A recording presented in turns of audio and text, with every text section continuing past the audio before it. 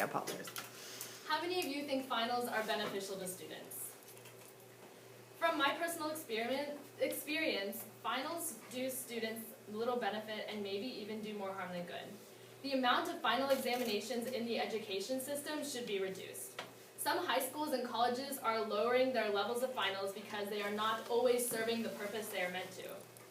Finals, which were once seen as necessary to the education system, are slowly disappearing from high schools and colleges all across the country. Some high schools have created a certain criteria, and if a student meets it, then they will be exempt from a final. The Peoria Public Schools exemption policy states that if a student has a grade average of a B-, less than 10 tardies, less than 5 excused absences, no unexcused absences, less than 2 in-school suspensions, and no out-of-school suspensions, they will be exempt from their finals. The Assistant Principal's Office of Lowry Township High School District says that if a student has a grade average of a C-, less than 4 absences, and no misconduct, they will be excused from the final in that class. Harvard Magazine, which is written by students from Harvard University, states that Harvard has gotten rid of the majority of its finals. Only 23% of its undergraduate classes scheduled finals, and only 3% of Harvard's graduate classes scheduled finals.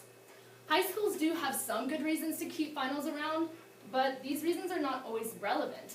Finals can be a good review for what students learned, and it may show what they learned, but finals may not always be an accurate representation of what information students actually retain throughout the semester.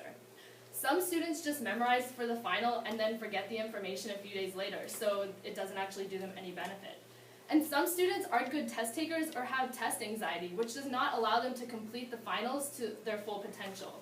The Anxiety and Depression Association of America, which specializes in helping students with anxiety, states that headache, nausea, diarrhea, excessive sweating, shortness of breath, rapid heartbeat, lightheadedness, and feeling faint can all occur for a person with test anxiety while they're taking an exam.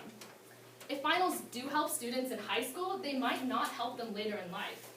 Lots of high schools keep finals because they're supposed to prepare students for the finals they might have in college, but not every college is necessarily going to have finals, and if they do, they might not have them in every class. Back to my Harvard example, J.M. Harris, the Dean of Undergraduate Admissions at Harvard, says that, quote, of 1,137 undergraduate levels courses this spring term, 259 scheduled finals. And even then, only 14 of the over 500 graduate classes scheduled finals. For some students' education, finals may do more harm than good to them. Some students end up worrying more about the test than the actual education they're receiving, so they don't actually learn the information, they just memorize it.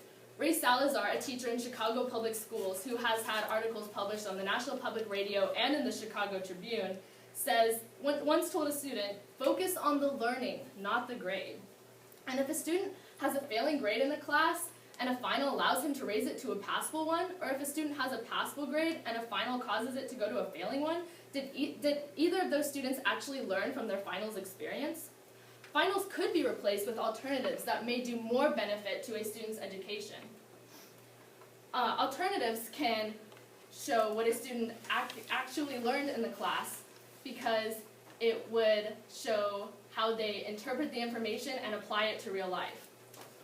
Finals can be replaced with small quizzes or tests throughout the semester instead of a large final at the end, which requires more memory recitation.